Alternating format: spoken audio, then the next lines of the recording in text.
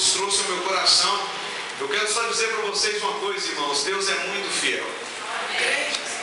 Quando a irmã estava aqui falando no início, irmãos, ela começou a falar assim que Deus trouxe você aqui para restaurar o seu ministério, para fortalecer o seu ministério.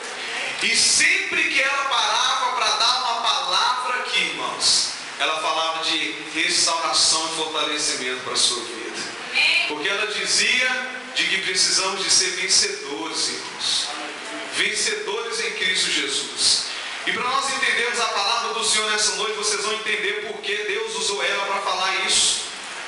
Porque Deus já tinha preparado a palavra dele há muito tempo, irmãos, para que vocês pudessem ouvir nessa noite. Porque o interesse de Deus nessa noite para a sua vida é para que você seja edificado nele, edificado na palavra dele, irmãos. Tudo que a irmã disse aqui nessa noite foi para que você e eu pudéssemos ser edificados na palavra do Senhor.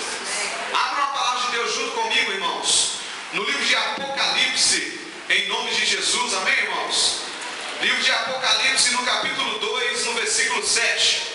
Poderíamos falar algumas coisas anteriormente aí, falando sobre a revelação do nosso Deus ao apóstolo João, esse homem amado e querido do Senhor. Agora o Senhor trouxe a revelação do Apocalipse a este homem, das coisas vindouras, e coisas as quais Deus quer complementar o nosso coração nessa noite, irmãos. Livro de Apocalipse, no capítulo 2, a partir do versículo 7. Todos acharam? Quem achou diz amém, irmão. Amém. Quem não achou diz escola bíblica dominical. Todo mundo achou, né? Aleluia. Amém, irmãos? Diz assim a palavra do Senhor: quem tem ouvidos ouça o que o Espírito diz às igrejas. Ao vencedor, diga para o seu irmão assim: ao vencedor dar-lhe-ei que se alimente da árvore da vida que se encontra no paraíso de Deus. Depois vamos lá para o versículo 11.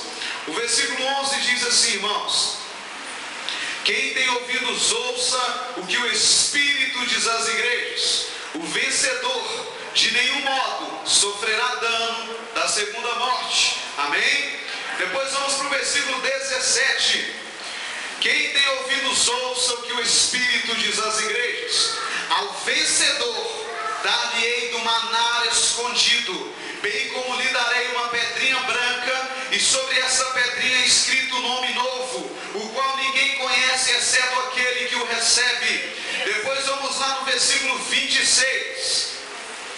No versículo 26 está dizendo assim: ao vencedor que guardar até o fim as minhas obras, eu lhe darei autoridade sobre as nações, e com cetro de ferro as regerá, e as reduzirá a pedaços como se fossem objetos de barro, assim como também eu recebi de meu Pai.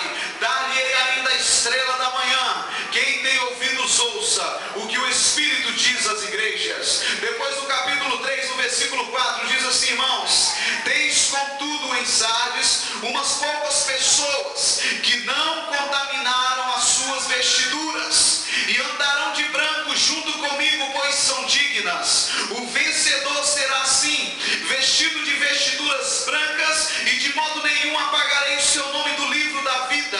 Pelo contrário, confessarei o seu nome diante de meu Pai e diante dos seus anjos. Quem tem ouvidos ouça o que o Espírito diz às igrejas. Depois no versículo 10 também diz assim: porque guardaste a palavra da minha perseverança, também eu te guardarei da hora da aprovação que há de vir sobre o mundo inteiro, para experimentar os que habitam sobre a terra.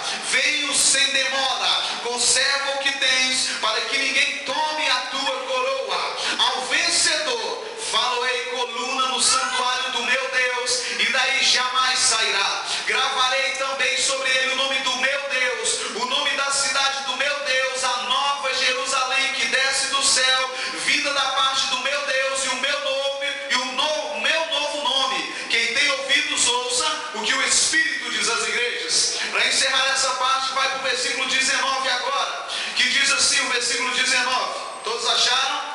Eu repreendo e disciplino a quantos amo. Sê, pois, zeloso, e arrepende-te. Vou ler de novo. Eu repreendo e disciplino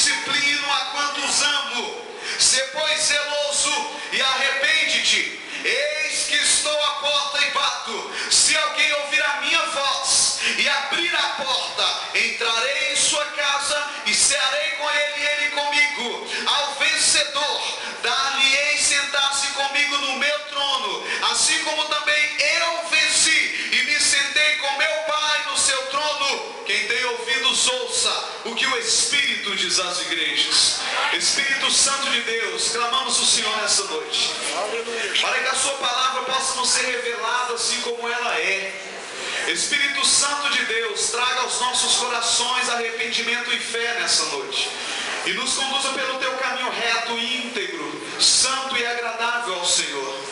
Espírito Santo de Deus, assim como houve orações aqui, ó Pai, alguns minutos atrás, que corações duros sejam quebrados, que toda dispersação, toda distração maligna seja repreendida, que toda dura cerviz seja quebrada nessa noite, para que corações possam estar sensíveis à tua voz, à tua presença, para se entregarem ao Senhor em totalidade nessa noite, em nome de Jesus. Amém, irmãos? Pode se assentar, em nome do Senhor Jesus. Irmãos, quando Deus começou a falar comigo a carta das 7 igrejas na Ásia, quando ele mandou João pegar o que ele escrevia na época, falou: escreve aí, João, anota tudo isso que eu vou te falar. E o interessante, irmãos, que Deus estava falando aqui com cristãos. Já posso falar assim, porque pela primeira vez os cristãos foram chamados assim na cidade de Antioquia, há muito tempo antes dessa revelação do Senhor. E quando o Senhor trouxe essa revelação a João, ele falou assim: João, anota e escreve, porque são aqueles que já têm ouvido a minha palavra, é que eu vou falar com eles. Olha só o que Deus estava fazendo ali, irmãos. E interessante, irmãos, que em todas as igrejas que Deus direcionou a carta para falar ao povo, um ponto básico e principal de todas as cartas era que Deus estava chamando a igreja ao arrependimento. É que o Senhor estava chamando a igreja a uma conversão genuína a Ele. E Ele sabia que não era fácil. Por isso que todas as vezes você vai ver Ele falando assim: ao vencedor, em outras palavras, ao que lutar, ao que perseverar, ao que permanecer de pé, a este eu darei vitória para ele, farei que assente ao meu lado, que assim como eu venci, sentei ao lado do meu Pai, eu assim farei com ele. Disse mais ele do Senhor, irmãos, quando nós estamos lendo nas cartas aqui, que ele direcionou, ele fala assim: olha, em outras palavras, não te preocupes com as dificuldades que tereis de enfrentar. Olha só o que o Senhor está dizendo, irmãos. Não vos preocupeis com as dificuldades que haveis de passar, mas ser fiel até o fim, porque aquele que for fiel até o fim, darei a ele a coroa da vida eterna. Deu para você entender em qual ocasião foi que Deus disse isso ao povo?